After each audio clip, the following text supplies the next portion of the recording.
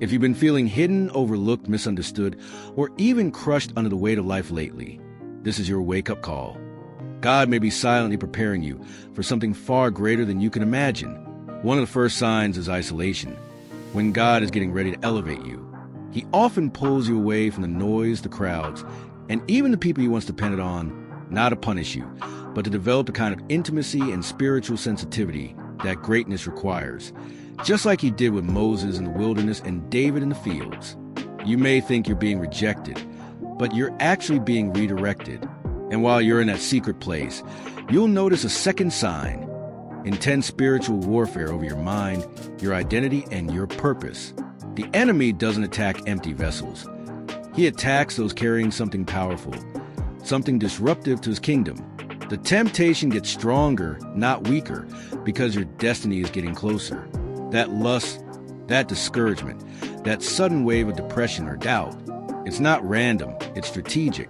Ephesians 6 verse 12 reminds us that we wrestle not against flesh and blood, but against powers and principalities, which means the battle is often invisible but very, very real.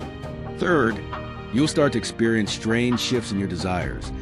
Old ambitions lose their appeal, and your heart begins to long for things that carry eternal weight. God starts cutting away the superficial, so He can awaken your hunger for the supernatural. Suddenly, chasing status or applause doesn't excite you anymore, but spending time in the secret place does. It's Matthew 5 verse 6 in real time. Blessed are those who hunger and thirst for righteousness, for they shall be filled. You're not just changing, you're being transformed, and transformation always precedes elevation. The fourth sign is divine disruption. Your plans stop working, doors shut without warning, relationships end without explanation. It feels like loss, but it's actually pruning. John 15 verse 2 says every branch that bears fruit, He prunes so it can bear more fruit.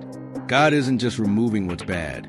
He's removing what's good to make room for what's best. That job you didn't get, that opportunity that slipped through your fingers, it wasn't rejection, it was protection. Lastly, and perhaps most shockingly, you'll begin to sense an unexplainable peace in the midst of pressure. The kind of peace that makes no logical sense but guard your heart and mind anyway.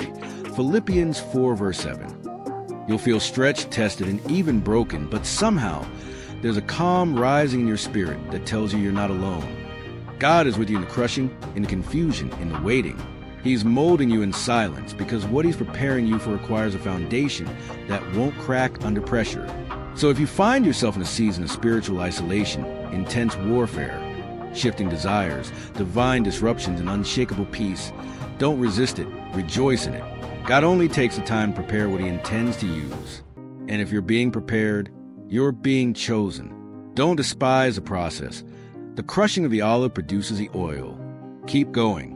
Greatness is not coming. It's already in you.